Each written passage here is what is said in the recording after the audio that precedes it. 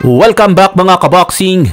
Bagamat di gumang makuha ang panalo at maagaw ang mga titulo kontra kay Naoya the Monster Inoue, ang late replacement ni Sam Goodman na si Yi Jun Kim sa kanilang naging bigating laban nitong nakaraang Biyernes lamang ay panalong-panalo naman itong si Kim sa kanyang kinita sa laban nila ni Inoue.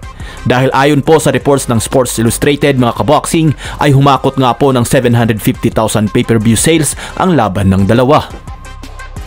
Dahil 70% nga po ang makukuha na share ni Inoue sa pay-per-view sales sa laban nila ni Kim, maliban sa $1.5 million na guaranteed na bayad kay Inoue, ay posible itong sumipa sa $7 million o katumbas ng halos 408 million pesos. Samantala, itong si Yi Jun Kim naman mga kaboxing ay may guaranteed na bayad o premyo na $500,000.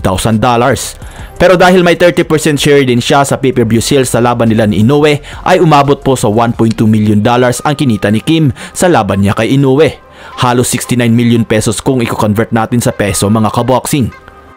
Kaya kahit masaklap man ang sinapit ni Kim sa kamay ni Inoue mga kaboxing ay parang ayos na lang din daw dahil maliban sa nagkaroon ito ng tsansa na maging undisputed champion, nagkaroon ng experience na mapalaban sa isang pound for pound fighter ay kumita pa ito ng malaking pera.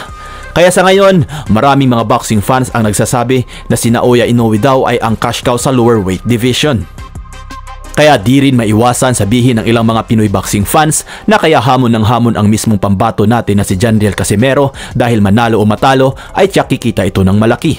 Dahil ayon sa ilang reports mga kaboxing ay nasa $75,000 ang bayad kay Casimero sa mga naging huling laban nito. So kakailanganing lumaban ni Casimero ng 16 na beses para matumbasan ang kinita ni Kim sa isang laban kontra kay Inoue.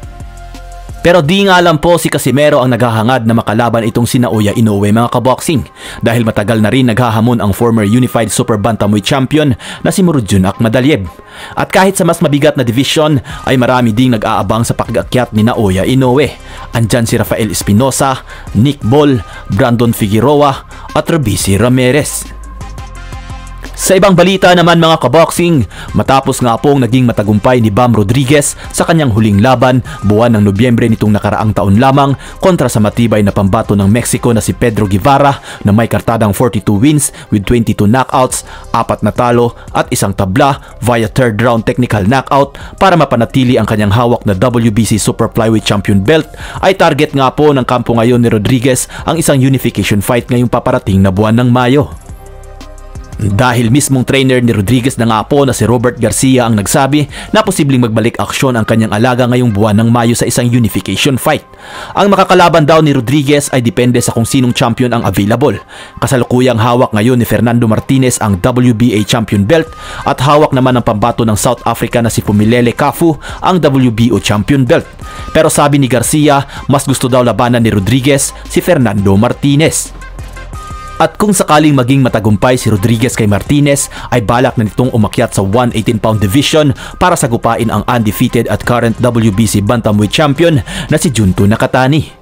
Humanga nga po itong si Robert Garcia kay Bam Rodriguez sa pagiging positibo nito na kalabanin ang mga world champion kahit pa daw umakyat ito ng timbang.